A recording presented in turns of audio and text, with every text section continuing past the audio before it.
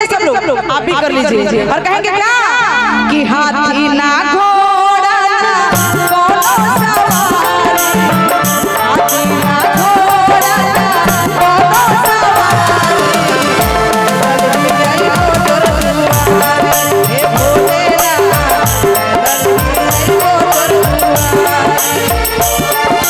बोल बम के नारा हे सहारा, बोल बम के हाथी ना घोड़ा ना कोनो सवारी, हाथी ना घोड़ा ना कोनो सवारी।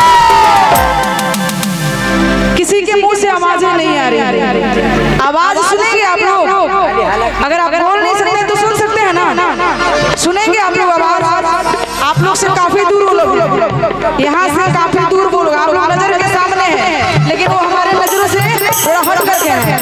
एक मिनट अब वहां से देखिएगा सबका आवाज कैसे आएगा, तब पता चलेगा कि ऑडियंस यहाँ है। जरा आप लोग वहीं से बोलिएगा एकदम जोरदार आवाज में, कहते हैं ना कि हम किसी से कम नहीं है, जो जहां से है वहीं से अपनी हाजिरी लगाएगा। हमारी माता बहन जो जहां से है वहीं से बोलेंगे मेरे साथ में कि बोल बम के नारा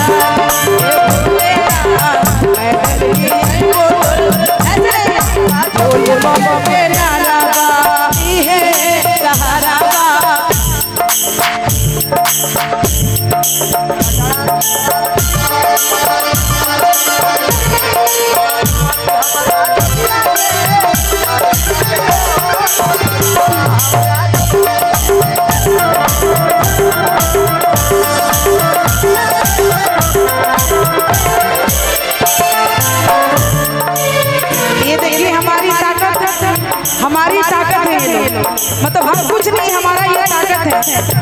वहाँ से खड़े होकर यहाँ बारिश में भीग करके अगर हमारी परफॉर्मेंस लोग सुन रही हैं तो हमारे लिए बहुत सौभाग्य की बात है। मैं आप लोग को बहुत बहुत धन्यवाद दूंगी और मैं इसी तरह सभी बहनों की आशीर्वाद देना चाहूंगी और मिलकर बोले को क्या अच्छा एक गीत और एक मिनट आप लोग मेरे साथ जाएंगे ना? नहीं अच्छा शर्माना नहीं, हाँ गाना है। कहना है क्या कि काले के शिव के हर मनाइब हो, हसीब मानस नहीं कि मानस नहीं, हर शिव मानस नहीं, शिव मानस नहीं। हम तनी में हमारा मौका मिलल बा कि यहाँ से आप चलिएगा तो हम लोग चलेंगे और आप ही के सुनने के लिए हम अभी तक जगे हुए हैं। हमारी महिलाएं की फरमाइश थी ना तो हम गाई कि राह चलीले तो टोकेला और सुनार सैया जी हो, राह चलीले तो टोकेला और सुनार सैया जी तो काहे अरे नथिया गढ़वला अरे धार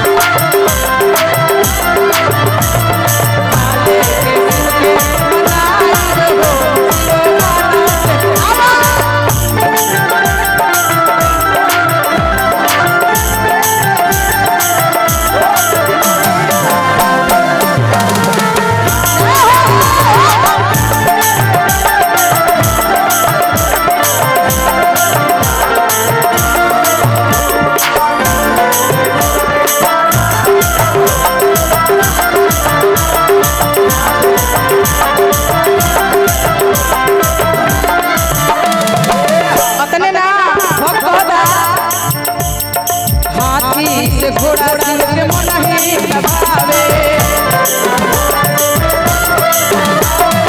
हाथी से घोड़ा शिव के मन ही न भावे।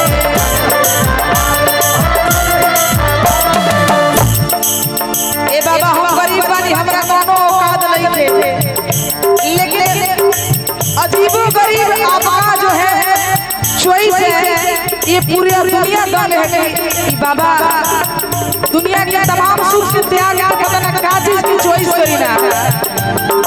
हाथी से घोड़ा शिव के मन ही न भावे, हाथी से घोड़ा शिव के मन ही न भावे। इस जमाना में हम चीज कहां से लाई?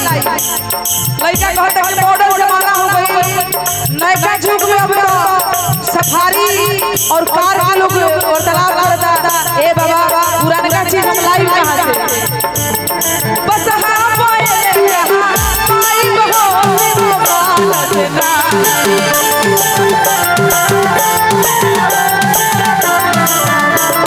बस हां पाए कहां पाई बहो शिव बालना।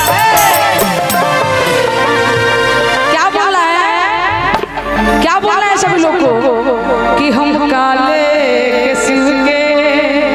बहुत बहुत आशीर्वाद भैया की तरफ से, बार बार प्रणाम। और कहे कहा कि बसहा बैल कहा अरे पाइब हो। आपकी स्माइल को देख करके मुझे कुछ कहने का मन कर दिया, कह दूं, कह दूं, बोल दे हो कि राजा जी के ही पिया, अरे है बोलमू के ही पिया, अरे हीरो से भी लगे राजा जी के ही पिया। तो कहना है क्या? तो काले के शिव के मनाई हो,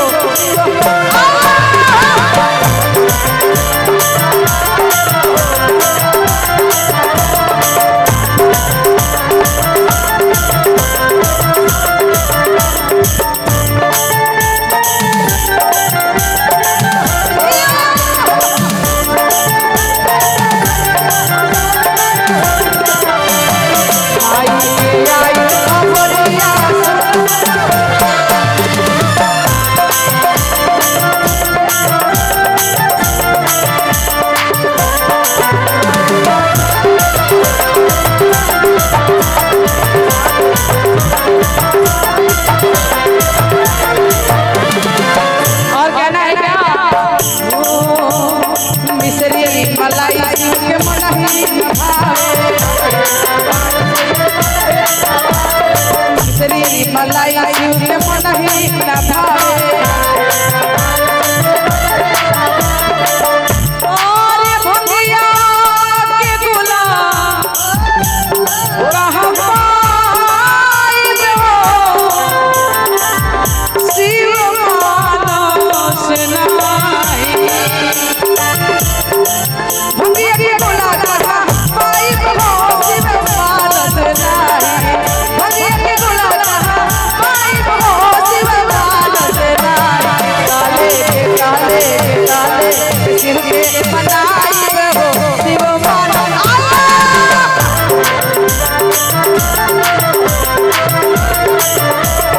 काले शिव के मनाइब हो, शिव मानस